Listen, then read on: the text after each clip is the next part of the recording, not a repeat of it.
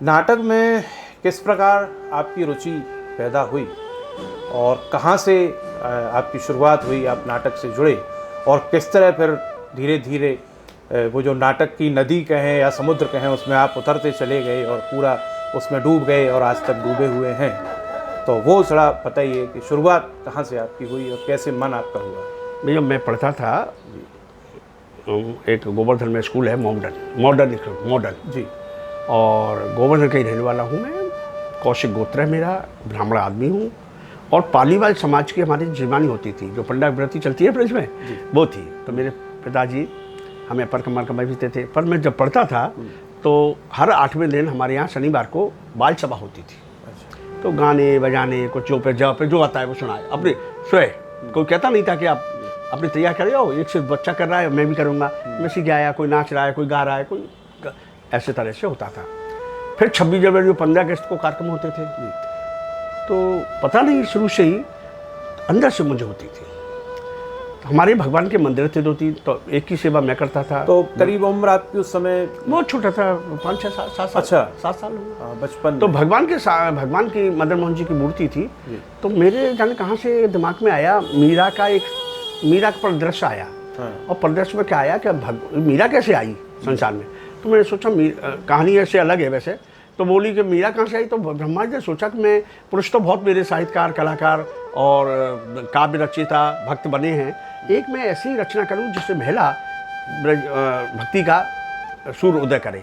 तो उन्होंने एक मीरा नाम से, और मीरा भगवान की इतनी भक्त हो गई, बाकी कहानी सबको मालूम है कि वो भगवान को अपना पति मानती थी और गाती। तो मैं उस मंदिर में सेवा करते करते मीरा का रोल करता था। अच्छा। कोई सिखाया नहीं था। गाने कुछ सुने थे माँ से या समाज से। जैसे एक था, भगवान से कह रहे, श्याम पिया रे मेरी रंग दे चुंदरिया, श्याम पिया रे मेरी रंग दे चुंदरिया, लाल ना रंगाऊं भैया पीरी ना रंगाऊं, लाल ना रंगाऊं काना पीरी ना रंगाऊं, जैसी तो रंग दे जैसी काली कमरिया, श्याम पिया। तो मैं वो करता था सब। फिर उसमें मैंने कथा पढ़ी। तो उसमें एक दिन आता एक साधु अकबर के यहाँ से, और वो साधु कहता है कि मुझे भगवान का आदेश हुआ है मैं आपके से प्रेम करूं और आपके संग। तो वो कहती है, वो सब बोले, तो कहती है आप सब चले जाएं साधु। तो वो कहती है नहीं, जब भगवान का आदेश है तो साधु क्यों जाए, साधु बैठे हैं, आइए बोलो क्या करोगे, आलिंगन करो। काम ज़्यादा है तो पाप था उसके मन में। तो ये सब कथा ऑटोमेटिक मेरे दिमाग में आती थी और मैं छोटे छोटे नाटक लेकर के मंच पे करता था। तो लगभग वही 10-12 साल की? हाँ। तब तो मेरे जो टीचर थे बहुत प्यार करते थे मुझे। और नंबर भी इस कला के भी मुझे देते थे, जो मेरी परीक्षा में इसके भी नंबर मिलते थे और बहुत प्यार करते थे कला वो। पर मेरी माँ थोड़ी सी, हमारी परंपरा जो घर की थी वो बहुत, अगर हम कहीं बाथरूम भी जाएं तो माँ और पिताजी मैं माता जी हम, और हम कहीं जा नहीं सकते थे, कोई दोस्त वगैरह आ नहीं सकता था। हम देखते थे दूसरे लोग दोस्तों के संग घूम रहे हैं, तो हम कैसे यार घर से हमारा थोड़ा सा अलग है। तो मैंने हाई स्कूल करने के बाद मैं ITI किया। ITI करने मथुरा आया। मथुरा में इस मंदिर में मैं रहा। तो यहाँ सामने एक बैंक थी, सेंट्रल बैंक, और सेंट्रल बैंक में एक मैनेजर थे, उनका नाम था KS जैन। अच्छा। डैम्पियर में रहते थे, वो कथक सिखाते थे। अच्छा, मैंने क्या सोचा कि आधुनिक रंगमंच, रामलीला, रासलीला में डायलॉग है, पर कथक एक ऐसी विधा है जिसमें डायलॉग नहीं है, अपने भाव से सब बात करनी है। जैसे गाय को दहना है, कन्हैया को देख रहा है, ऐसे भाव से करना है। तो मैं वो कथक सीखने लगा। पिताजी ने, घर वालों ने बहुत विरोध किया, मैं सीखा। उसके बाद फिर ब्रजवल्लभ जी मिश्र पास में ही रहते थे, बहुत बड़े नाटककार थे, मैं नमन करता हूँ उन्हें। उनकी एक कला भारती नाम से संस्था थी। उससे पहले मूंगा जी थे, जो मंदिर है हमारा पुराना, उसमें वहाँ के, तो मूंगा जी जो थे, रामचंद्र मूंगा नाम था, और वो लोक नाटक के बहुत अच्छे कलाकार थे, जिसमें जो CP आप कह रहे थे, CP शर्मा, उनके पिताजी भी आते थे। अच्छा। हैं, और उनकी दाढ़ी थी बहुत बढ़िया, शरीर था। तो ये सब जुड़े हुए थे। फिर आधुनिक रंगमंच ब्रजवल्लभ जी की वजह से, ब्रजवल्लभ जी ने बहुत पुरस्कार पाए थे, बहुत नाम था, गुरुजी थे, बहुत अच्छा काम किया। और मैं जब नाटक में आ गया तो पिताजी ने कह दिया घर में कि भाई ये लड़का तो बिगड़ गया, कुछ नहीं करेगा, इतना नाचता गाता है, और 8 बजे फाटक बंद कर लो। 8 बजे बाद आवे तो नहीं खुलेगा, 8 बजे से पहले आ जाए खुलेगा। अब दिसंबर जनवरी का समय होता था, नवंबर में। अब समय ठंड, खाना खाया नहीं 2 दिन से, कुछ करते नहीं थे पिताजी, हमारे मतलब घर से उपेक्षित थे हम सब। मैं मतलब विशेष सबसे तो पट्टों पे सोता था, ठंड पड़ती तो फिर एक मंदिर था शंकर जी का, वो नीचे से भी ठंडा संगमरमर था, ऊपर से भी हवा आती थी। खैर दिन कटे। उसी बीच में रिहर्सल करके लौटते, घर का दरवाजा नहीं खुला, नहीं खुला, रात को पत्थर पे सो रहे हैं और ये सब। तो कहाँ जाऊँ, खाना नहीं खाया। तो मैं उस समय सोचता था चलो 6 बजे अभी तो समय है नाटक में जाने का, चलो मनोज जी के चलता हूँ। तो मनोज जी के यहाँ जाऊँगा तो 1 कप चाय तो मिलेगी, तो भूख 2 घंटा के लिए बंद हो जाएगी। फिर ऐसे चलता रहा। फिर मुझे एक भगवान मिले थे नाटक के बहुत, जिन्होंने पूना में एक्टिंग कोर्स किया था। अच्छा। उनका नाम था श्याम सुंदर शर्मा जी, आजकल बम्बई हैं। और उनका एक ग्रुप बना था, अचला जी के साथ स्वास्तिक की स्थापना भी, 5 लोगों की, श्याम सुंदर शर्मा, अचला नागर और वीरेंद्र कपूर और राधाबाई गोस्वामी और एक हाँ मोहन स्वरूप भाटिया जी नहीं थे। अच्छा। और एक थे आपके द्वारका चचे। अच्छा। अब इनको जगह चाहिए थी, ऑफिस चाहिए थी। तो इनकी कुछ दिन प्रैक्टिस रिहर्सल होती थी नाटक की, तो रिहर्सल चाहिए। सबसे कॉस्टली विधा नाटक है, आधुनिक रंगमंच है, सबसे कॉस्टली है, आय का साधन नहीं है अभी हिंदी रंगमंच में, और बहुत साधनरत हिंदी रंगमंच है, आधुनिक रंगमंच जो कहते हैं। तो कीर्तिपाल जी ये सामने रहते हैं मेरे, उनका एक हॉल था, उसमें ये लोग रिहर्सल करते थे। बाद में फिर भाटिया जी से इनकी मुलाकात हुई या संपर्क हुआ, बात हुई। मतलब जब स्वास्तिक की स्थापना हो गई उसके बाद फिर ज्ञान दी डैम्पियर में, है ना, इस ग्रुप बना। वो श्याम भाई साहब मुझे मिल गए। तो मैं जब ऐसे रहता था तो मैं भूखा रहता था। श्याम भाई साहब क्या कि उनकी नंसार गोकुल में थी और मेरी भी नंसार गोकुल में थी। तो श्याम भाई साहब बहुत देव पुरुष थे, उनके मैं रहने लगा उनके बेटे की तरह, और मुझे खाना मिलता था। पर मैं स्वाभिमान ज़्यादा था, तो 2 दिन उनके खाना खाया, तीसरे दिन मैं फिर आके फुटपाथ पर सोने लगा। वो कहेंगे कि देखो रोज आ जाता है। हालांकि मैं अपना ही कहीं कुछ नाटक में ऐसा रस आपको मिल रहा था कि ये सब जो कष्ट थे, हाँ मैं याद ही नहीं, वो बहुत ना भारी नहीं पड़ा रहे थे। मुझे बिल्कुल नहीं, मुझे नाटक ज़्यादा अच्छा था। और भले ही मैं पूरे दिन कुछ चाय भी ना मिले, नाटक मेरे लिए उस समय पिताजी का विरोध, परिवार पूरे परिवार का, समाज का भी विरोध था। अब मैं देखता था जब नाटक अच्छे करते थे हम लोग, बहुत नाटक मैंने किए, अचला जी के संग, श्याम भाई साहब के संग, द्वारका जी ये सब थे। लक्ष्मीकांत उपाध्याय मैंने बताया नाम, गोकुल के थे, मेरे मामा भी लगते थे वो। तो बैठे कोई में काम करते, तो ये नाटक करते थे। तो उनके संग कई कार्यक्रम किए मैंने, नाटक किए। नाटक लोग बाग आते थे, वाह क्या बात है, लक्ष्मीकांत जी बहुत सुंदर, लोग कौशिक जी बहुत अच्छी एक्टिंग करी। कोई ये नहीं पूछता था तुमने खाना खाया आज, नहीं खाया। या जिनके बच्चे थे, जिनकी नौकरी, श्याम भाई साहब थे बैंक में थे, अचला जी थी रेडियो पे थी, श्याम लक्ष्मीकांत उपाध्याय थे वो अपने बैटरी कॉलेज में थे, मोहन स्वरूप भाटिया जी का स्कूल चलता था, द्वारका चचे की पान की दुकान थी, है ना। तो ये सब समृद्ध थे। एक मैं ही ऐसा था कि मेरा कोई सा। पिताजी मुझे खूब समझाते थे, बेटा खाएगा क्या, बुढ़ा हो जाएगा जब क्या करेगा।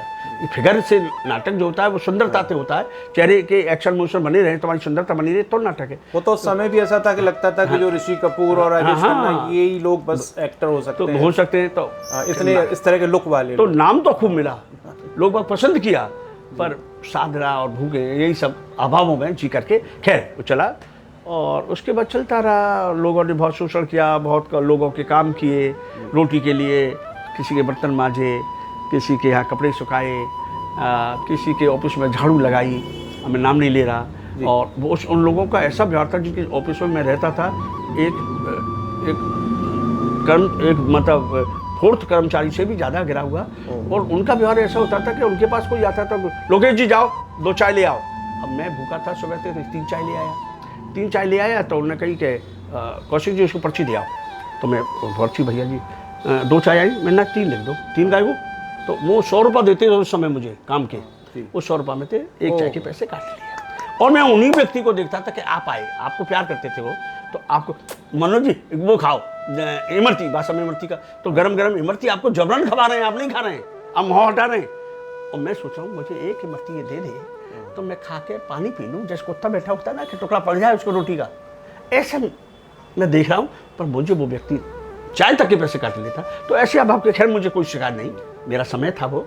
और वो भी दिन कट गए। जिन लोगों ने शोषण किया उनसे भी कोई आपको कोई खास कोई मन उनका में अपना ऐसा अपना मन, उनका अपना सोच है। मुंह में लाख कमियां हैं, मैं किससे कहूँ। लोगों को मैं अच्छा करने की सोचता हूँ, लाख। अब मान लो नाटक के समय पे आना था 6 बजे, अब आप 6:30 पे आए, हमने डांट दिया आपको, तो आप मेरे ही दुश्मन हो गए। तो आपके लिए मैं अच्छा थोड़ी हूँ। अरे यार बेमतलब डांट दिया, कुछ देवे का हमें, नाटक करने जाते कुछ देते हैं, हम तो अपनी शौक से जाते हैं और हमें डांट दिया सबके आगे। तो लोगों को शिकायत सबसे सब होती है। तो मुझसे भी बहुत से लोगों की शिकायत थी। ठीक है, जिन लोगों ने जो किया समय पे सब ठीक है, तो वो चलता रहा। अब फिर मैं और बड़ा हुआ, अब कहाँ नाटक, फिर बहुत सी बातें हैं, बहुत सी बातें ऐसी है ना कहीं उन्हें अच्छा है। तो फिर मुझे एक अपना ग्रुप बनाना पड़ा। अब ग्रुप बना तो सांकेतिक रूप से कह सकते हैं जो कहना चाहें। हाँ, जिनके मतलब Symbolic। मथा में जो नाटक करते थे, उनका बहुमत था। जैसे यहाँ पे एक कार्यक्रम होता था, हरिदास संगीत समारोह, उस पर पकड़ थी श्री गोपाल आचार्य की। श्री गोपाल आचार्य एक ही करते थे, कोई है नहीं, उनका इनाम था।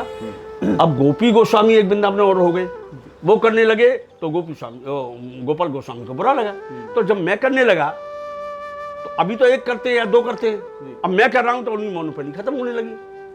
अच्छा, हो सकता है मैंने सुना था कि नाटक तो मैं बहुत करता था, फिर मेरा स्तर थोड़ा सा लो था, मैं कुछ कोई जुड़ा नहीं था मुझसे।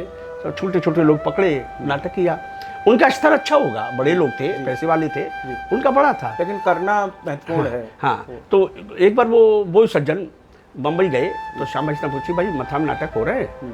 तो श्याम भाई साहब वो बोले सज्जन के हाँ कभी कभी होते हैं। कौन कर रहा है? तो उन्होंने कहा लोकेन। यो क्यों नहीं कहता है? वो श्याम भाई से बहुत खरी आदमी थे और बहुत अच्छा, यो क्यों नहीं कहता है, लोकेन जी कर रहा है। तो ऐसे बहुत सी जगह थी। खैर वो कट गए, समय की बात थी और सबका बड़ा प्यार मिला। मैं मथा में रहा और मैं करा। हालांकि मैं उस समय कई लोग मुझे उकसाया कि बम्बई चले जाओ। काला भाई ने भी काम किया, हम लोगों ने मिलकर, तो काला बम्बई चले गए, अचला जी चली गई, तो सब मैं जाता तो शायद क्या होता, पर पता नहीं, फिर भगवान की इच्छा यही थी। मुझसे उस समय कुछ लोगों ने मुझे मतलब अब भले के लिए क्या किया, बुरे के लिए किया, मैं नहीं जानता हूँ। उन्होंने मुझसे कहा तुम्हें मथुरा में नहीं रहने दूंगा। तो मुझे ठीक है, मथुरा नहीं छोड़ूंगा मैं, तो मैं भूखों मार दूंगा। मैं उनके यहाँ काम करता था, जैसे मैं बता रहा, रामनारायण जी के अभी काम करता था ब्रज कला केंद्र में, एक संस्था में, तो चाय के पैसे काट लेते थे।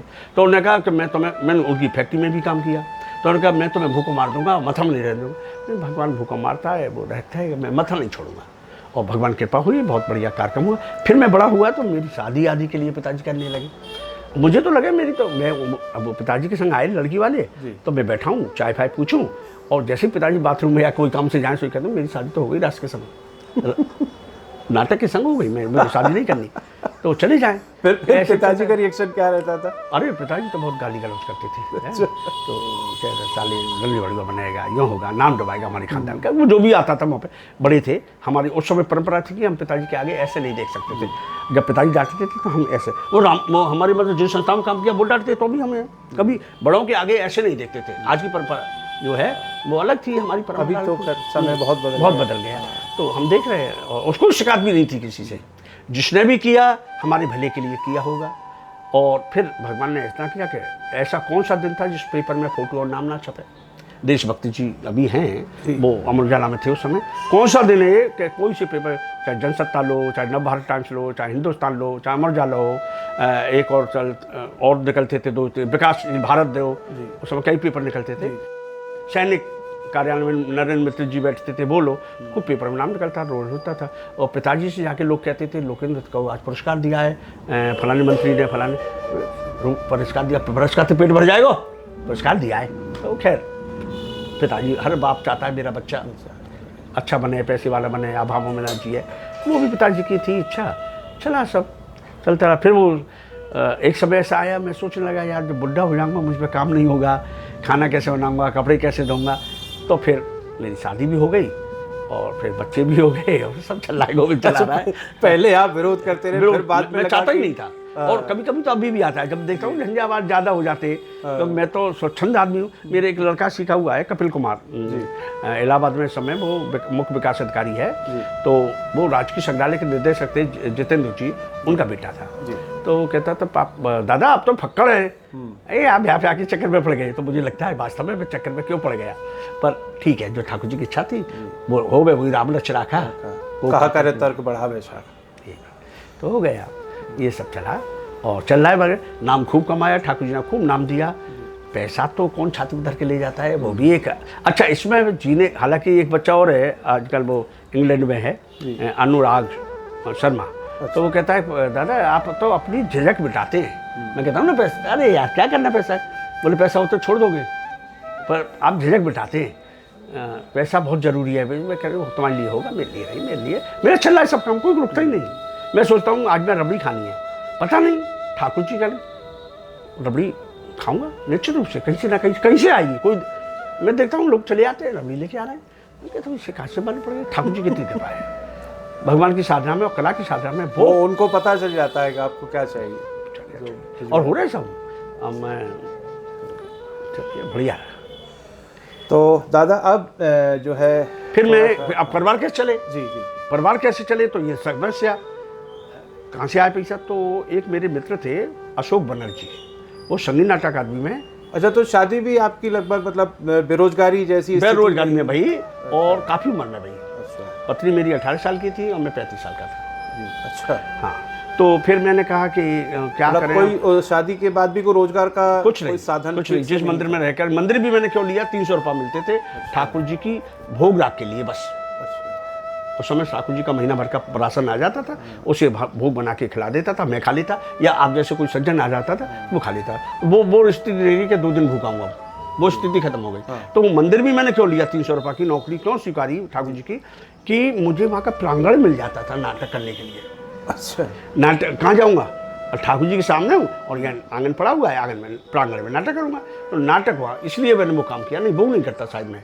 फिर अशोक बनर्जी साहब से बात हुई मेरे कि भाई बिंदु दादा कहते बंगाली है वो, मैं तो बंगाली नहीं हूँ, वो बंगाली थे, तो उन्हें दादा कहते थे। तो उन्होंने कहा अशोक भाई, शाखा कहते थे प्यार में, मैं शाखा भाई कैसे करें परिवार।